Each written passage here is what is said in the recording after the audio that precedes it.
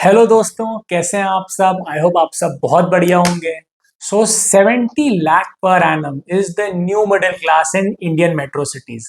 कहने का मतलब अगर आप ईयरली 70 लाख कमा रहे हो और आप एक मेट्रो सिटी में रहते हो तब आप मिडिल क्लास की कैटेगरी में आओगे। अच्छा, ये मैं नहीं बोल रहा हूँ, ये एक वीडियो बहुत ज्यादा ट्रेंड कर रहा है सोशल मीडिया में, यूट्यूब में काफी ज्यादा न्यूज़पेपर्स भी इसके बारे में आर्टिकल्स लिख रहे हैं। तो मैंने सोचा कि मुझे इस टॉपिक को कवर करना बहुत जरूरी था। क्यों? क्योंकि देखिए, वैसे ही प्रोफेशनल्स की लाइफ में काफी ज्यादा इश्यूज होते हैं, राइट। बॉस का टेंशन, ऑफिस का टेंशन, घर का टेंशन, ट्रैफिक है, ये है वो है। तो जब आप ऐसा कोई वीडियो देखते हो, राइट, तो कई बार ऐसा होता है आपका इमोशनल वेलबींग इम्पैक्ट होता है, आपकी हैप्पीनेस इम्पैक्ट होती है। जैसे फॉर एग्जांपल लेटर से जिन्होंने वीडियो देखा होगा और बिना सोचे समझे देखा होगा, मतलब एक्सेप्ट कर लिया होगा जो बोला जा रहा है, उन पे ऊपर क्या असर पड़ा होगा? उनके ऊपर असर ये पड़ा होगा, वो कहेंगे यार 70 लाख कमाने वाला कुछ नहीं कर पा रहा है, वो मिडिल क्लास हो गया है, हमारा क्या ही होगा। अगर आप बहुत अच्छा भी कमा रहे हो, 50 लाख, 40 लाख, 30 लाख, 10 लाख, लेकिन आप डाउन फील करोगे। इसलिए मुझे लगा ये वीडियो जल्दी से जल्दी बनाना बहुत जरूरी था, क्योंकि मेरे पास देखिए और टॉपिक था कोई मैं जो डिस्कस करना चाह रहा था। पर जब मैंने देखा ये इतना ट्रेंड हो रहा है और ये लोगों को नेगेटिवली इंपैक्ट कर सकता है, तो मैंने कहा भैया नहीं, सब छोड़ो, इस पे पहले वीडियो बनाओ। तो वीडियो के एंड में आप मुझे बताइएगा मेरा ये डिसीजन सही रहा कि नहीं रहा। अब स्टार्ट करते हैं हम वीडियो को। देखिए, ये जो ट्रेंडिंग वीडियो, इसमें क्या बोला जा रहा है कि एक आदमी है, वो 70 लाख रुपीज कमाता है साल का, ठीक है। टैक्स कट उठा के उसके पास 50 लाख बचता है। 50 लाख बचने का मतलब इन हैंड 4 लाख उसकी मंथली सैलरी है। सीधा सीधा गणित है, बिल्कुल सिंपल मैथ्स। अब क्या है, इसमें दिखाया गया है कि उसके खर्चे कुछ इस तरीके से हैं कि मंथ एंड आते आते उसके पास कुछ सेविंग नहीं बचती। और ये फैक्ट को यूज किया गया है ये कंक्लूड करने के लिए कि क्योंकि भैया उसके पास कुछ सेविंग नहीं बचती मंथ एंड में, तो 70 लाख वाला आदमी अब मिडिल क्लास हो गया। अब मैं आपको बताता हूँ उसके खर्चे क्या क्या हैं जिसकी वजह से उसकी सेविंग जीरो हो रही है, और आपको मजा आ जाएगा, आप चौंकी जाओगे कि अरे क्या बता रहे हैं भैया, ये मतलब क्या ही गणित है, क्या ही मैथ्स है। शुरू करते हैं, ठीक है। तो ये भाई साहब क्या करते हैं, ये कहते हैं मुझे एक लेना है घर। ठीक है, अच्छी बात है भैया, लो घर। ये कहते हैं मैं बैंक के पास जाता हूँ, 2 करोड़ का होम लोन लेता हूँ। अब आप ये समझो, अगर 2 करोड़ का बैंक आपको लोन दे रहा है तो एक्सपेक्ट करेगा कि 20% टोटल वैल्यू का पेमेंट, डाउन पेमेंट आप भी करो और 80% बैंक करेगा। तो मतलब टोटल कॉस्ट उस घर की कितनी, करीब करीब 2.5 करोड़। 80% 2.5 करोड़ का 2 करोड़ बैंक ने दिया, 50 लाख के भाई साहब अपनी तरफ से सैंक्शन कर रहे हैं, डाउन पेमेंट दे रहे हैं। तो अब आप जो 2 करोड़ होम लोन है उस पर अज्यूम किया गया कि 8.5% रेट ऑफ इंटरेस्ट है, ठीक है। जो टेन्योर है वो है आपका 20 साल, मतलब 20 साल में रिपे करेंगे। तो इसके हिसाब से आप ईएमआई निकालोगे अगर, तो ईएमआई करीब करीब आएगी आपकी 1,70,000।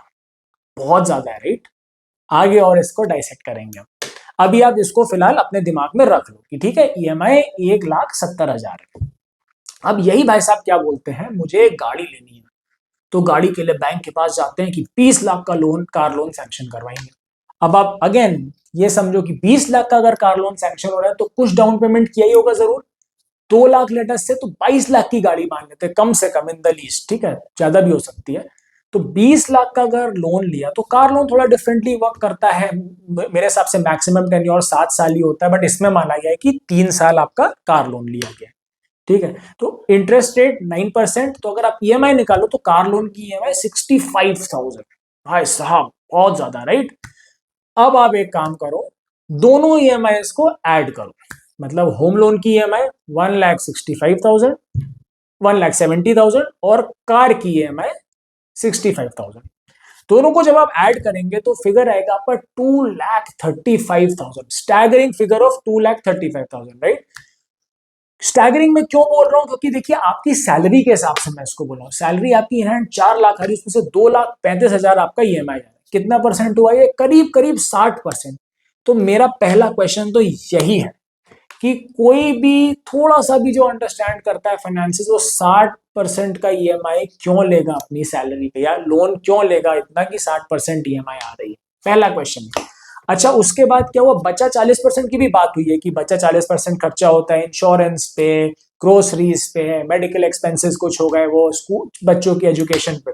देखिए वो भी काफी ज्यादा बढ़ा चढ़ा के बोलेंगे, काफी ज्यादा इन्फ्लेटेड है, लेकिन मैं उसकी अभी बात ही नहीं कर रहा हूँ। मैं कहता हूँ ठीक है, उसको हटा दो, हम मानते हैं सही है, मैं बात करूंगा ये 60%। ये 60% कौन सी गणित है भाई साहब? तो पता है इसमें क्या मान लिया गया है इसको करने में ये मान लिया गया कैलकुलेशन कि इंडियन लोग का बिल्कुल ही फाइनेंस का अंडरस्टैंडिंग जीरो, नील बटा सन्नाटा होता है, जिसको हिंदी में बोलते हैं ना बेड़ा गर्क। बेड़ा गर्क हो रखा है फाइनेंशियल अंडरस्टैंडिंग का, ये मान लिया गया, जबकि ऐसा है नहीं। इतनी फाइनेंशियल लिटरेसी हो रही है, लोगों को अंडरस्टैंडिंग है, आप ऐसा स्टेप उठाओगे ही क्यों जिसमें आप 60% अपनी सैलरी का ईएमआई ले रहे हो यार? मेरा तो पहला क्वेश्चन यही था। तो आप बताओ सही लग रहा है आपको कि नहीं, किस डायरेक्शन में हम लोग जा रहे हैं इन टर्म्स ऑफ थॉट? अब मैं आपको बताता हूँ होगा क्या, जो थोड़ा सा भी प्रैक्टिकल प्रोफेशनल होगा, जिसको थोड़ी सी भी अंडरस्टैंडिंग है फाइनेंसिस की, वो क्या करेगा? वो कहेगा घर लेगा, बिल्कुल लेगा, लो। लेकिन वो कितने का घर लेगा? वो लेगा 1.5 करोड़ का घर। पहले केस में 2.5 करोड़ का घर था, राइट? वो कहेगा नहीं यार मैं 1.5 करोड़ का लूंगा और मैं लोन अपना 80% रखूंगा, तो मतलब बैंक मुझे 1,20,20,00,000 रुपीज का लोन देगा, ठीक है?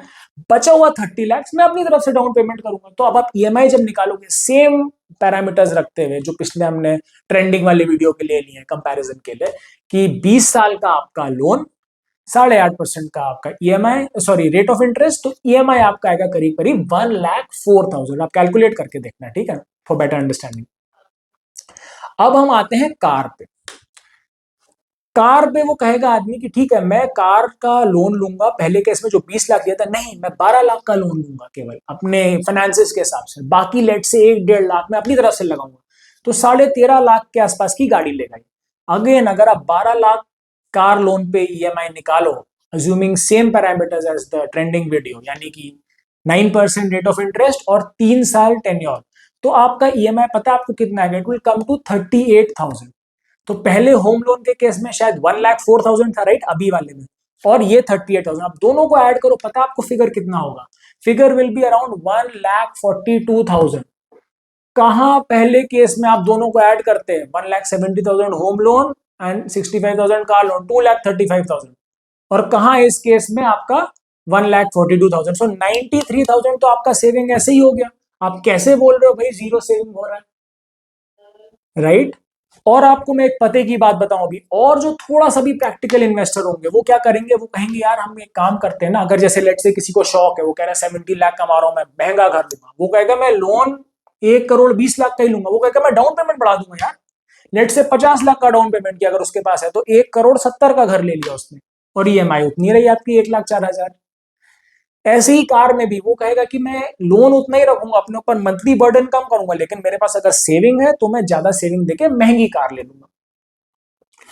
तीसरा एक और ऑप्शन जो और इंटेलिजेंट लोग कर सकते हैं, वो कहेंगे हम क्या करेंगे कि हम लोन का टेन्योर बढ़ाएंगे अपना, इससे क्या होगा आपका ईएमआई कम होगा ऑब्वियसली, चाहे कार लोन हो चाहे होम लोन हो।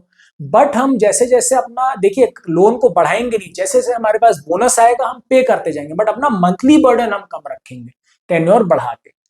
तो ये मैं आपको बोलना चाह रहा हूँ, देखिए कितने सारे तरीके हैं। अगर आपने वीडियो बिल्कुल ही उसके बिना सोचे समझे आपने अगर ये अपने ऊपर अपना लिया, तो आप अपनी हैप्पीनेस खत्म कर रहे हो बेसिकली। वैसे ही काफी ज्यादा इश्यूज है भैया, मतलब मैं क्या बोलूँ, ये कौन सी गणित थी 60% वाली, मेरे तो समझ से बिल्कुल ही बाहर थी। तो जो मैं आपको समझा रहा हूँ मैथ्स, वो आपको समझ में आ रही है?